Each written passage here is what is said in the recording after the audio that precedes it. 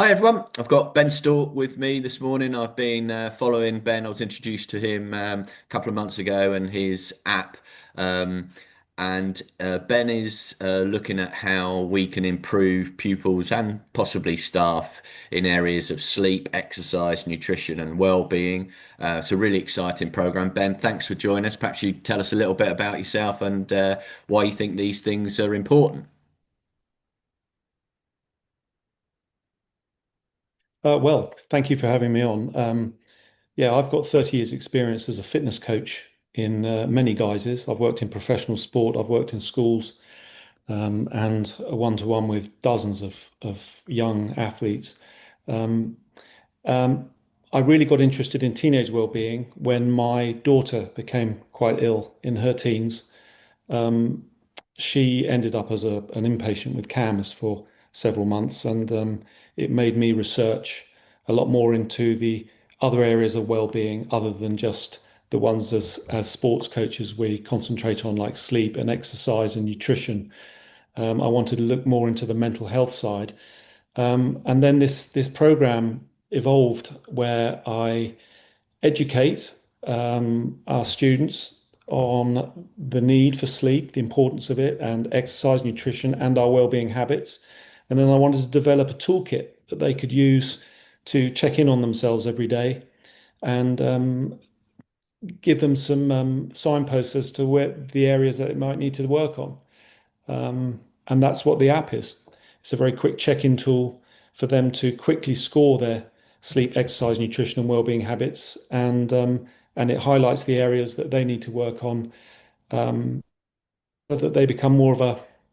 It's developing the whole person rather than just concentrating on the athlete, which is what I've done all my life, and but I wanted to change that.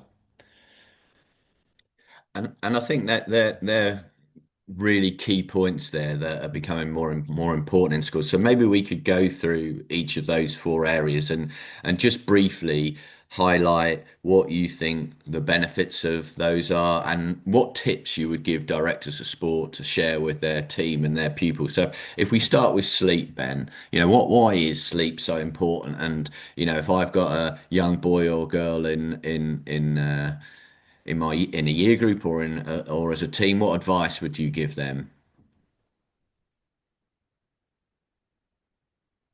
Well, I mean, sleep, I'm sure everybody listening to this knows, but for memory, mood, and overall health, sleep is vital. It's where we find and analyze all the information that we take in throughout the day through the zillions of chemical reactions going on um, throughout our waking hours. But it's also vital for repair and growth. If teenagers aren't getting their 8 to 10 hours sleep, they're not maximizing their growth potential, both in their brain and in their body. And if they're athletes and they're getting less than 6 hours sleep a night, we now know that they're more than twice as likely to get injured. Hmm. So these are the points I emphasize when I go and speak to the students. And what tip would you give if I'm speaking to, let's say, my under 13 netball team and we're talking about sleep? What piece of advice would you give me to give those girls?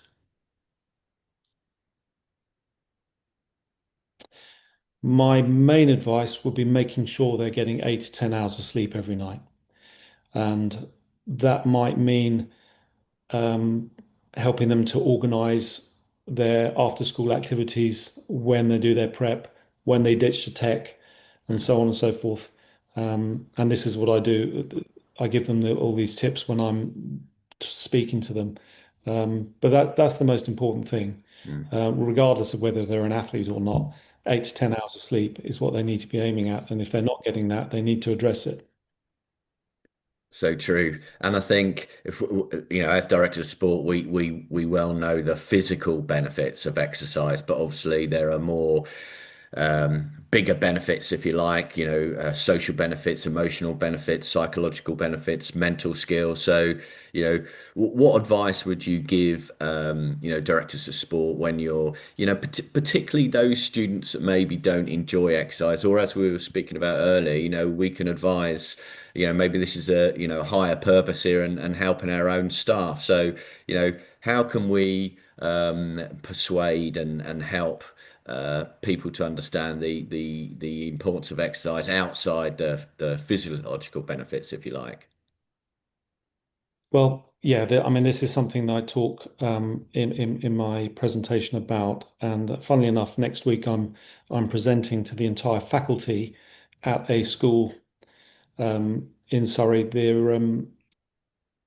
Their head of wellbeing there has seen how the benefits of this can be for their staff as well as their students. So I'll actually be delivering the app to their staff Hmm, before I deliver to all students. But on the subject of exercise, I emphasize obviously I go through the physiological benefits and the emotional benefits, as well as better sleep quality that comes from exercising regularly.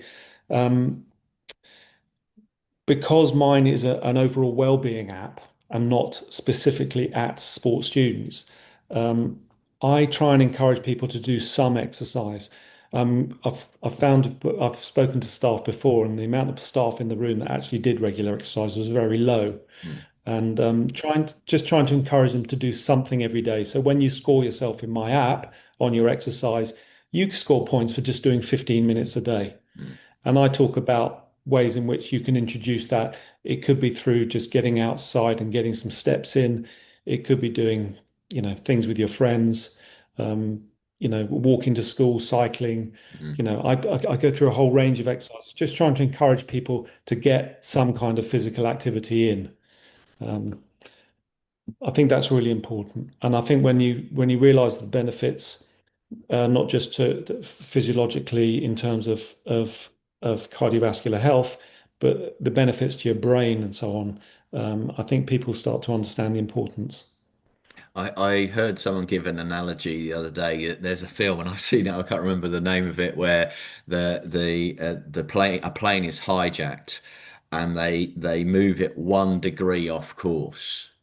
And it was meant to be landing at Heathrow, but I think it ended up landing in Belgium, for instance. And the person's point was, if you can just change your direction by 1%, you know, 2, 3 years down the line, you can have a massive impact. I think that's a really good one for exercise. Even if you end up walking 15 minutes a day to start, if you start somewhere, Exactly. has a big impact. And what about nutrition, Ben? Because obviously young people, they like snacks, they like Coke, they like crisps, they like chocolate, as we all do. How can we educate them as to the importance of good, whole food nutrition? Well, that's it. My approach here on nutrition is the real whole food approach. I Mm, mean, nutrition is such a vast subject, yeah. and there are experts out there, and I know schools have nutritionists in to talk to their students. So, in terms of my program, I wanted to get students starting to think about where their food comes from. Mm, So it's eating from nature. So yeah. basically, if you could grow it or rear it in your Yeah. back garden, or you could fish for it, Yeah. or you could shoot it out of the sky. It's something that you can eat, Yeah. and trying to think about having real whole food at breakfast, lunch, dinner, and as a snack.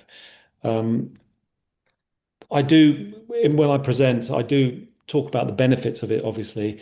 I also talk about how our ultra processed foods affect our bodies and brains, and why they're not the most ideal snack to have just before a performance, whether it's mental or physical, and what's going on in your body. Just trying to give them a little bit of an idea of how their body works and how it responds to different types of foods. But the real whole food approach is the one I take. It's the simplest way to get metabolically balanced nutrition, um, to eat from nature. And I think we probably all know that as adults, and we struggle sometimes. So, what tips have you got to persuade school children that, it is genuinely better for them to be eating whole foods than, a Mars bar and a Coke at break or whatever? Because, that's the easy thing, isn't it? The McDonald's, the fast food. Have you got any tips around persuading younger people how to eat more healthily? Well, I think when I talk to them and I explain to them exactly what's going on in their brains and their bodies when they eat these certain types of food, I think it does have an impact. I've seen it. And also, I've also noticed that going back and getting feedback from students, I sat down in front of a whole year group at one school. It was a girls' school, and all of them said that the thing about the nutrition was they wanted to score well. So mm, they knew that if they went and snacked on a Mars bar, they wouldn't get their 2 points in the app. mm, They wanted to. The app itself helped them mm. make better choices. And that was really a nice thing to hear that Yeah. the app was working as well in helping them to develop better habits. Yeah, I think we all like to gamify stuff. I've done something similar with the Zoe app, and when you're scoring every day, you want to get a good score. It's human instinct, isn't it? So Yeah. gamifying things like that, I think, really helps. And finally, the well-being. You talk on your website about the daily actions and the daily habits. So again, what are how can we develop that well-being, and what tips again would you have for directors of sport to help their staff and pupils with their own well-being? Well, this is really, and I've thought about this about myself and all the work I've done over the years with kids. It's remembering that we're dealing with a whole person and not just an athlete. Yeah. We can get a little bit lost sometimes. I know I have personally in the past, about it's all about the performance Mm, and so on. And so I wanted just to remind myself as well as other coaches that we are dealing with a whole person here, and it's important that they have some perspective of where their sport and performance fits in as their whole life in their whole life. So my well-being section actually has 12 points in it to pick up, and it'll be things like journaling, planning, um, giving, being grateful, showing self-compassion, mm, um, connecting with nature, these types of things, so that they can pick up their points. And I know from my own experience from using the app that there are certain points in that section that I never get. mm, And I keep thinking to myself, I need to work on these areas. Self-compassion is one. I'm very good at being critical of myself mm. and reminding myself at the end of the day of all the things I cocked up. I'm Yeah, not very good at congratulating myself. And something we teach our students is treat yourself like you would a teammate. If your teammate cocks up, yeah, you pick them up, don't you? yeah, You say, forget it. You're doing really well and so on. But if we do it, we kill ourselves for some mm, reason. So showing a little bit, that's only one point, but there's lots of points within the wellbeing section. I just want people to start thinking about it. It's probably the section of the app that takes the most thought. yeah, And um, and I've also found that if I am going to do, from my own point of view, journaling helps a great deal. yeah, Because it starts something where you can think about the things you're grateful for. You can think about a little bit of self-compassion. And it actually makes you stop and think for five yeah, minutes. Um, yeah. Makes it more yeah, deliberate, doesn't it? that's what that section is about. It's just remembering we're a person as well as an athlete. Yeah. I said this the other day on another Tuesday takeaway, but I really loved after the Wimbledon final, the men's final. Two things. First of all, that Carlos Alcaraz, was not crying, did not seem down, was actually quite happy, if you like, that Yannick Sinner had won, and actually. Carlos Alcaraz's father Yeah, was also very sort of seemed very happy and complimentary. But the big thing for me was when Yannick Sinner thanked his box and his team for making him a better tennis player, but more importantly for making him a better person. yeah, And I yeah, think, particularly as teachers, that is our number one role, is to help you become a better person. If you end up being a better netballer, hockey player, rugby player, cricketer, whatever, that would be fantastic. But the well-being piece there is really important in that. So Ben, if people want to look you up, where can they find you? Well, I'm on LinkedIn, Yeah, and also I have a website, ben-app.co.uk. yeah. My contact details are on there. Brilliant. I'll include those when I send the video as well, so people will be able to see them at the bottom. So really enjoyed that chat this morning, Ben. Good luck with all your work in schools. It's really good stuff, and hopefully it gets more traction, and we can help more pupils in these areas. So thank you.